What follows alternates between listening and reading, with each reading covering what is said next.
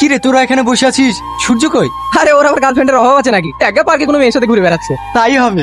কি ব্যাপার তুই না, তুমি আমাকে পার্কে ঘুরতে যাওয়ার নাম করে জঙ্গলে নিয়ে আসলে কেন? পার্কে তো সবাই ঘুরতে যায়, আমরা না হয় একটু আলাদা সময় কাটানোর জন্য এখানে আসলাম। তুই না, একটা কথা বলবো? তুমি রিয়াজকে বলে এত তাড়াতাড়ি আমাকে আপন করে নেবে, এটা আমি স্বপ্নেও ভাবতে পারিনি। রিয়াজ তো আমার বন্ধু, আর ভালোবাসা কি টাইম দেখে হয় নাকি? তোমাকে একটা সারপ্রাইজ দেবো বলে জঙ্গলে নিয়ে এসেছি, তার আগে তুমি চোখটা বন্ধ করো। আচ্ছা ঠিক আছে। আচ্ছা রিয়াজ, সূর্যর মতো ছেলের সাথে এইরকম ভাবে ভাবা যায়? আমরা যতদূর জানি ও তো খুব ভালো ছেলে। আমার তো এই কলেজে পড়াশোনা করতে ভয় লাগছে, পরপর 15টা মার্ডার হয়ে গেল। আচ্ছা রিয়াজ, কলেজে কোনো আত্মা টাত্তা নাই তো? কি আবল তোর বলছিস? এই যুগে দাঁড়িয়ে কুসংস্কার বিশ্বাস করিস? এই তোমরা তো সবাই এক জায়গাতে আছো, চলো আজকে পার্টি করবো। তোর কি সবসময় মনে রং লেগেই থাকে নাকি? এমনিতে একটা বন্ধুর জন্য টেনশনে মরছি, আর চলে এসে পার্টি মারাতে। এই, ও কি এমন খারাপ কথা বললো? হ্যাঁ, ওকে কিছু বলে তো গায়ে লাগবে। সত্য সব। তুমি ওর কথা কিছু মনে করো না।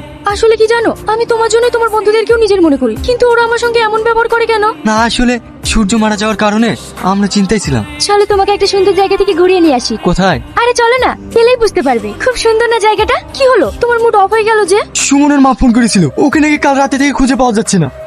সুমন, সুমন। না তুমি? হ্যাঁ, আমি রিয়াজ একটু ঘুরতে এসেছিলাম, কিছুক্ষণ আমার সাথে বদমাশি করছিল। রিয়াজ বাধা দিতে গিয়ে ওরা সবাই রিয়াজকে প্রচন্ড মারধর করেছে। আমি তাড়াতাড়ি চলো। হ্যাঁ, তাড়াতাড়ি চলো। কি ভাবছো? না না, কিছু না, চলো। কি আব্বু অসুস্থ? ঠিক আছে ঠিক আছে, আমি এক্ষুনি আসছি। তুই না, আব্বু খুব অসুস্থ, আমাকে এক্ষুনি একবার গ্রামে যেতে হবে। দাঁড়াও, তোমার আব্বা কি আমার আব্বা নয়? আমিও তোমার সাথে যাব। তাহলে তো ভালোই হয়, চলো। মা, আব্বা কেমন আছে? আগের থেকে এখন একটু ভালো আছি। আব্বা দেখো আমি কাকে নিয়ে এসেছি। কাকে নিয়ে এসেছি বাপ? তুমি না দাঁড়িয়ে আছো কেন? আসো। হ্যাঁ, আসছি। মা, আব্বা এই হলো সেই তুই না, যার কথা তোমাদেরকে ফোনে বলতাম। মা, খুব মিষ্টি চেহারা, আমার হবু বৌমা তো একদম পুতুলের মতো দেখতে। এর আগে অত করে দেখো না, নজর লেগে যাবে। রিয়াজ, পুরীকে নিয়ে বাড়িতে যা, একটু বিশ্রাম নেগা। রিয়াজ। আঙ্কেল কি হসপিটাল থেকে নিয়ে চলে আসলেন আন্টি? হ্যাঁ, ডাক্তারবাবু ছুটি দিয়ে দিল। কি ব্যাপার মা, হবু বৌমাকে পেয়ে মনে হচ্ছে ছেলের কথা ভুলিয়ে গেছো। আমার কি খিদে লাগেনি? মা আমাকে খাইয়ে দিচ্ছে বলে তোমার হিংসা হচ্ছে নাকি? আই তোকেও খাইয়ে দি। জঙ্গলটা খুব সুন্দর তাই না? সামনের দিকটা আরো সুন্দর। ওইদিকে একটা বড় পুকুর আছে জানো, ছোটবেলায় আমি ওই পুকুরে গা দিতাম।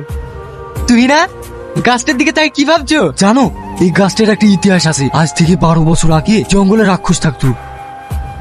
বাঁচাও!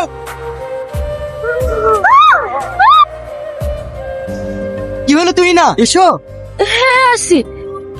রিয়াজকে তুমি জানো? কে ও? আজ থেকে 12 বছর আগে যে লোকটা আমাদের বাবা মাকে জ্যান্ত পুড়িয়ে মেরেছিল, রিয়াজ সেই লোকটারই ছেলে। কি? তাই যদি হয় তাহলে শপথ কর ওই গ্রামের একটা মানুষ সবাই ছিল না।